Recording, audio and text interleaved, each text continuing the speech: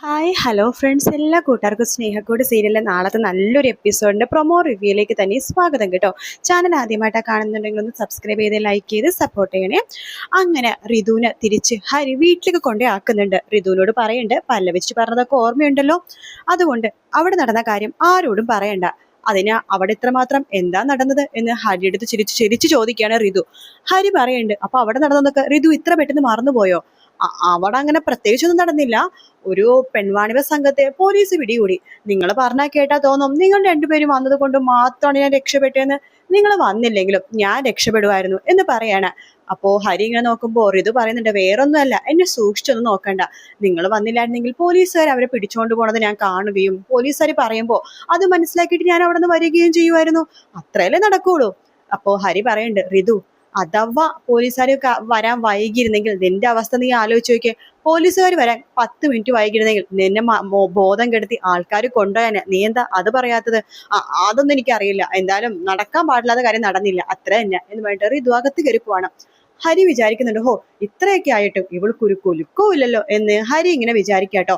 അതിനുശേഷം ഋതു വീട്ടിലേക്ക് പോകുന്നുണ്ട്. നമ്മുടെ പല്ലവി ആണെങ്കിൽ രജിസ്റ്റർ ഓഫീസിലേക്ക് പോവാണ്. അവിടെ ലക്ഷ്മിനെ ഞെട്ടിച്ചുകൊണ്ട് ലക്ഷ്മിയുടെ വിവാഹം നടത്തി കൊടുക്കുകയാണ് സേതു മയൂരിയും കൂടി ചേർന്നിട്ട് കേട്ടോ. അങ്ങനെ സേതു മയൂരിയും കൂടിയിട്ട് നമ്മുടെ സേതു നമ്മുടെ ലക്ഷ്മിയുടെയും വേണുവിന്റെയും വിവാഹം നടത്തി കൊടുക്കുക. അപ്പൊ ലക്ഷ്മിക്കും അറിയില്ല വിവാഹമാണെന്നുള്ളത്. അപ്പൊ ലക്ഷ്മിക്ക് ഭയങ്കര സന്തോഷമാവാണ്. അത് കണ്ടിട്ട് നമ്മുടെ മയൂരി പറയണ്ട, അമ്മേ ഇനി ഒരിക്കലും അമ്മേനെ ആരും പുറത്താക്കാൻ പോണില്ല. ഇപ്പോഴേ അച്ഛന്റെ നിയമപരമായിട്ടുള്ള ഭാര്യ അമ്മയാണ്. അതുകൊണ്ട് ഇനി അമ്മ ഭാര്യയല്ല, അതല്ല ഇതല്ലെന്ന് പറഞ്ഞിട്ട് ആരും പുറത്താക്കാൻ പോകുന്നില്ല എന്ന് പറയുമ്പോൾ സേതു പറയണ്ട്, അതെ, ഇനി വേണുസാറിന്റെ മാത്രം ഭാര്യയാണ് എൻ്റെ അമ്മ. അതായത് മാധവൻ മേനോന്റെ യഥാർത്ഥ ഭാര്യ ഇനി മുതൽ പൂർണിമാമയാണ്. നിയമപരമായിട്ട് ഇനി പൂർണിമാമ തന്നെയാണ് മാധവന്റെ ഭാര്യ. വേണുവിന്റെ ഭാര്യയാണ് ലക്ഷ്മി എന്നിങ്ങനെ പറയുന്നുണ്ട്. അപ്പോൾ പെട്ടെന്ന് തന്നെ ലക്ഷ്മി സേതുയുടെ മുഖത്തേക്ക് നോക്കണം, മോനെ ഇതിനൊക്കെ എനിക്ക് നിന്നോട് എങ്ങനെ നന്ദി പറയണമെന്ന് അറിയില്ല. അതിന് അമ്മ എന്തിനാ എന്നോട് നന്ദി പറയണത്? എന്നോട് നന്ദി പറയേണ്ട കാര്യമില്ല, ഞാൻ തിരിച്ചല്ലേ നന്ദി പറയേണ്ടത്. എൻ്റെ പൂർണ്ണ നമുക്ക് പഴയ സ്ഥാനം എനിക്ക് നേടിക്കൊടുക്കാൻ പറ്റിയല്ലോ. അത് കണ്ട് ലക്ഷ്മി സേതുവിനെ കെട്ടിപ്പിടിക്കുകയാണ്. എനിക്ക് മനസ്സിലായി മോനെ, നീ പൂർണ്ണിമാമയുടെ സ്ഥാനം നേടിക്കൊടുത്തെന്ന് പറയുമ്പോഴും നിന്റെ അമ്മേനെ സേഫ് ആക്കാൻ വേണ്ടിയിട്ടാണ് നീ നോക്കിയത്. എന്നോടുള്ള സ്നേഹമാണ് എനിക്ക് മനസ്സിലാവണത് എന്നൊക്കെ പറയുമ്പോൾ സേതു ലക്ഷ്മിനെ കെട്ടിപ്പിടിക്കണം. അമ്മേ, എനിക്ക് അമ്മയോട് ഒരു ദേഷ്യമില്ല, ഇഷ്ടം മാത്രമേ ഉള്ളൂ. അമ്മക്ക് പെട്ടെന്നൊരു ദേഷ്യത്തിൽ ഓരോന്നൊക്കെ കാണിച്ചു കൂട്ടി. അത് ഞാൻ അമ്മേനെ കുറ്റം പറയില്ല. അമ്മയുടെ സ്ഥാനത്ത് ആരാണെങ്കിൽ വെച്ച സമയത്ത് ഇതുപോലെയൊക്കെ ചെയ്തെന്നൊക്കെ വരും. സ്വന്തം കുടുംബ നശിന് ഇങ്ങനെയൊക്കെ ആവുമ്പോഴേക്കും അതങ്ങനെയൊക്കെ സ്വാഭാവികമായിട്ട് നടന്നു. അത് കുഴപ്പമൊന്നുമില്ലമ്മേ, അമ്മ അത് വിട്ട് കളഞ്ഞേക്ക് എന്ന് പറയാണ്. അങ്ങനെ അമ്മയും മോനെ കൂടി കെട്ടിപ്പിടിച്ച് നിൽക്കാണ്. ശേഷം വേണുവിന്റെ അടുത്ത് പറയുന്നുണ്ട് സേതു, അതെ വേണു സർ, ദേ എൻ്റെ അമ്മേനെ ഞാൻ വേണു സാറിന്റെ കയ്യിലേക്ക് ഏൽപ്പിക്കുകയാണ്. ഒരു കുറവില്ലാതെ നോക്കിക്കോണം എന്ന് പറയുമ്പോൾ വേണു പറയണ്ട്, അതെ, നിന്റെ അമ്മേനെ ഒരു കുറവില്ലാതെയാണ് ഞാൻ നോക്കിക്കൊണ്ടിരുന്നത്. രാജകുമാരനെ പോലെ ഇത്രയും പ്രായം 10-20 വർഷം ഞങ്ങളുടെ വിവാഹം കഴിഞ്ഞിട്ട്, എങ്കിൽ പോലും ഞങ്ങൾ ഇപ്പോഴും മധുവിധു ആഘോഷിക്കുന്ന നവ ദമ്പതികളെ പോലെ ആയിരുന്നു. നമ്മുടെ ബന്ധുക്കളൊക്കെ അങ്ങനെ പറയുകയും ചെയ്യുമായിരുന്നു. അതിനിടക്കാണ് ഇതുപോലത്തെ സംഭവം ഉണ്ടായത്. ഇനിയും മോന്റെ അമ്മേനെ ഞാൻ പൊന്നു പോലെ നോക്കും. പക്ഷെ ഇപ്പോഴും എനിക്ക് ചെറിയൊരു ഇഷ്ടക്കുറവുണ്ട്. അയ്യോ, അത് അമ്മ എല്ലാം മറന്നില്ല സർ, എല്ലാം മാപ്പ് പറഞ്ഞില്ലേ, ഇനി എന്തിനാ സാർ അമ്മയുടെ അടുത്ത് ഇങ്ങനെ വീണ്ടും ഒരു നീരസം കാണിക്കണത്? അയ്യോ, ലക്ഷ്മിയുടെ അടുത്തല്ല നീരസം, നിന്റെ അടുത്താണ്. എൻ്റെ അടുത്തോ? ഞാനെന്താ സാറിനോട് ചെയ്തത് എന്ന് വേണുവിനോട് സേതു ചോദിക്കുമ്പോൾ വേണു പറയണ്ട, അത് നീ ചെയ്തതെന്ന് വെച്ച് കഴിഞ്ഞാൽ ഇപ്പോഴും നീ എന്നെ വേണു സാർ എന്നാണ് വിളിക്കണത്. ശരിക്കും പറഞ്ഞ അമ്മയുടെ ഭർത്താവ്, അതായത് അച്ഛൻ. അപ്പൊ അച്ഛന് സാറെന്ന് വിളിക്കാൻ വേണ്ടി ഞാൻ നിന്നെ പഠിപ്പിച്ചെന്നല്ലോ സ്കൂളില്, നിന്റെ അമ്മയുടെ ഭർത്താവല്ലേ. അപ്പൊ ഇനി മുതൽ നീ എന്നെ അച്ഛാന്ന് വിളിച്ചാൽ മതി എന്ന് പറയുമ്പോൾ സേതുയുടെ കണ്ണ് നിറയാണ്. അത് കേൾക്കുമ്പോഴേക്കും മയൂരി പറയണ്ട, അത് ശരിയാണ്, സേതുവേട്ടൻ അല്ലെങ്കിൽ എന്തിനാണ് വേണു സാർ എന്ന് വിളിക്കണത്? അച്ഛാന്ന് വിളിച്ചാ പോരെ.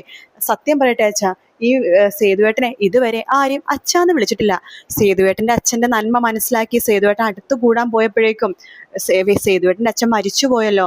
അതുകൊണ്ട് സേതുവേട്ടനും ആത്മാർത്ഥമായിട്ട് അച്ഛാന്ന് വിളിക്കാൻ ആരെയും പറ്റിയിട്ടില്ലെന്ന് പറയുമ്പോൾ വേണു പറയണ്ട്, ആ കുറവ് നികത്താനല്ലേ മോനെ ഞാനുള്ളത്. ഇനി മുതൽ നീ എന്നെ സാറെന്ന് വിളിക്കാതെ അച്ഛാന്ന് വിളിക്കണം. പല്ലവി മോളോടും കൂടിയാണ് ഞാൻ പറഞ്ഞത്, ശരി എന്ന് പറയണം. അങ്ങനെ സേതുവിന് സന്തോഷമാവാണ്. രണ്ടുപേരെയും കൈയൊക്കെ കൊടുത്ത് നമ്മുടെ സേതു വീട്ടിലേക്ക് യാത്രയാക്കാട്ടോ. അതിനുശേഷം പല്ലവി പറയണ്ട, അതെ, ഇനി ഭാര്യയും ഭർത്താവും കൂടി നവദമ്പതികൾ രണ്ടുപേരും കൂടി എപ്പോഴാണ് ഞങ്ങളുടെ വീട്ടിൽ സൗകര്യപൂർവ്വം ഒന്ന് വരണം വിരുന്നിനെ വേണ്ടിയിട്ട്. അപ്പോ ലക്ഷ്മിക്ക് ചെറിയ നാണമൊക്കെ വരുന്നുണ്ട് കേട്ടോ. അപ്പൊ വേണു പറഞ്ഞു, ഞങ്ങൾ സൗകര്യപൂർവ്വം എന്തായാലും വരും, എല്ലാവരെയും കാണണം, സംസാരിക്കണം. അപ്പോൾ ഞങ്ങൾ ഇറങ്ങട്ടെ, നിങ്ങൾ വീട്ടിലേക്ക് വരുന്നുണ്ടോ? ഇല്ല ഞങ്ങൾ വേറൊരു ദിവസം വരാം, ഇന്ന് നിങ്ങൾ കുടുംബമായിട്ട് അടിച്ചു പൊളിച്ച് ആഘോഷിക്കുക. ആ കുടുംബമായിട്ടെന്ന് പറയുമ്പോൾ നിങ്ങളും കൂടി വരേണ്ടി വരും എന്ന് മയൂരി പറയാണ്. അതായത് എൻ്റെ ഏട്ടനും ഏട്ടത്തെയും കൂടി വരാതെ എന്ത് കുടുംബം മോളെ, ഇച്ചിരി തിരക്കുണ്ട്, അതുകൊണ്ടാ പൊന്നുമടുത്ത് ചെറിയ കാര്യങ്ങളൊക്കെ കൂടി നടക്കുന്നുണ്ട്, അതുകൊണ്ടിട്ടാണ് ഞങ്ങൾ തിരക്ക് കുറയുമ്പോഴേക്കും അങ്ങോട്ടേക്ക് ഇറങ്ങാം എന്ന് സേതുവും പറയണം. അപ്പൊ എല്ലാവർക്കും ഭയങ്കര സന്തോഷമാവണം. അങ്ങനെ നമ്മുടെ ലക്ഷ്മീനെ കൈ പിടിച്ച് നമ്മുടെ വേണുവിന്റെ വീട്ടിലേക്ക് തിരിച്ചു കൊണ്ടുപോവാണ്. അങ്ങനെ അവരുടെ ജീവിതം അവിടെ അങ്ങ് സേഫ് ആവാട്ടോ. ആ കാര്യം നമ്മുടെ മയൂരി ശ്രീകാന്തിനെ വിളിച്ച് പറയണ്ട്. ശ്രീകാന്തിനെ ഭയങ്കര സന്തോഷമാവാണ്. അപ്പോൾ ട്രീറ്റ് വേണോന്ന് ശ്രീകാന്ത് പറയാണ്. അപ്പോൾ തരാലോ എന്ന് മയൂരി പറയുന്നുണ്ട്. അങ്ങനെ രണ്ടുപേരും കൂടി പുറത്ത് വെച്ച് കണ്ട് സംസാരിച്ചുകൊണ്ടിരിക്കുന്ന സമയത്ത് അവിടേക്ക് വേണു വരുവാട്ടോ. വേണു നോക്കുമ്പോൾ മയൂരി ശ്രീകാന്തിനെ ബൈക്കിന് മുകളിൽ കെട്ടിപ്പിടിച്ചിരുന്ന് പോവാണ്. വേഗം തന്നെ വേണു അവരുടെ അടുത്തേക്ക് പോയിട്ട് ഇതെന്താ ഇത് മോളെ, നീ എന്തേ കാണിക്കണമെന്ന് ചോദിക്കുമ്പോൾ അച്ഛാ എനിക്ക് ശ്രീകാന്തിന് ഇഷ്ടമാണ്, ശ്രീകാന്തിനെ മാത്രമേ എനിക്ക് വിവാഹം കഴിക്കാൻ സാധിക്കുകയുള്ളൂ. ശ്രീകാന്ത് പറയുന്നുണ്ട് അതെ അങ്കിളെ, എനിക്ക് മയൂരിനെ മാത്രമേ വിവാഹം കഴിക്കാൻ സാധിക്കുകയുള്ളൂ. ഇപ്പോൾ അങ്കിളും ആന്റിയും വിവാഹമൊക്കെ കഴിഞ്ഞില്ലേ, നിയമപരമായിട്ട് നിങ്ങൾ ഭാര്യയും ഭർത്താവാണ്, ഇനി ഞങ്ങൾക്ക് പേടിക്കേണ്ട കാര്യമില്ലല്ലോ, ഇനി വിവാഹം നടത്തി തന്നൂടെ? അത് ഞാൻ നടത്തി തരില്ല എന്ന് വേണു ഭയങ്കരമായിട്ട് പറയാണ്. അപ്പൊ മയൂരി വേണ്ട, അച്ഛൻ നടത്തി തന്നെ കുഴപ്പമില്ല, ഞാനേ ശ്രീകാന്തിന്റെ കൂടെ ഒളിച്ചോടി പോകും എന്ന് പറഞ്ഞിട്ട് ശ്രീകാന്തിന്റെ ബൈക്കിന് മോളിൽ കയറിയിട്ട് അവിടെ നിന്ന് അങ്ങ് പോവാട്ടോ.